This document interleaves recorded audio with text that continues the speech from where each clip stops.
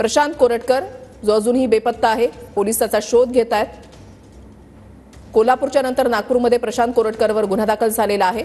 मात्र प्रशांत कोरटकर याची पत्नी पल्लवी कोरटकर या पोलीस स्टेशनमध्ये आता तक्रार दाखल करण्यासाठी आलेल्या आहेत। आपल्या कुटुंबाला धमक्या येतात, जीवाला धोका आहे अशा स्वरूपाची त्यांची तक्रार आहे आणि याचीच नोंद करण्यासाठी ते पोलीस स्टेशनमध्ये पोहोचलेले आहेत।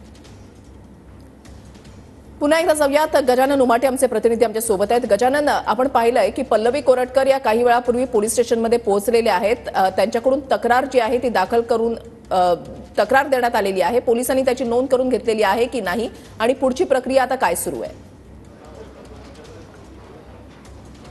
नक्कीच बेलतरोडी पोलीस या तक्रारीची नोंद करून घेणार आहेत आणि त्यासाठीच ती संपूर्ण प्रक्रिया जी आहे ती या पोलीस स्टेशनमध्ये सुरू आहे।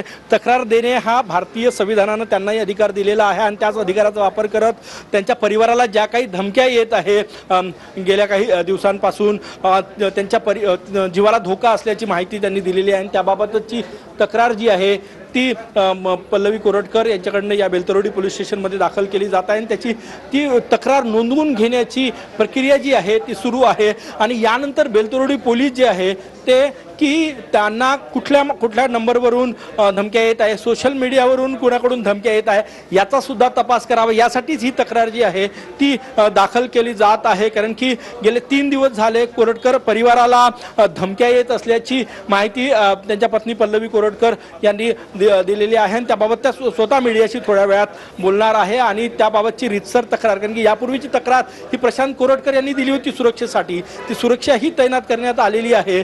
परंतु आता पल्लवी कोरटकर यांचं म्हणणं आहे की प्रशांत कोरटकर यांच्याशी त्यांचा संपर्क होत नाही, परंतु त्यांच्या परिवाराला जे भोगावं लागतंय, परिवाराला ज्या धमक्या येत आहे सोशल मीडियावरून, त्यामुळेच इंद्रजित सावंत यांनी तक्रार दिली, यांनी त्यामुळे या धमक्या येत असल्याची त्यांची माहिती आहे। त्यामुळेच या ठिकाणी तक्रार जी आहे ती दाखल केली जात आहे। तक्रारीनंतर तपास कुठल्या दिशेने जातो, कारण की या तक्रारी काल प्रशांत कोरटकरवर गुन्हा दाखल झाला, आज जी तक्रार येत आहे त्यावरही ऑफिशियली पोलीस काय करतात हे आता बघायचं।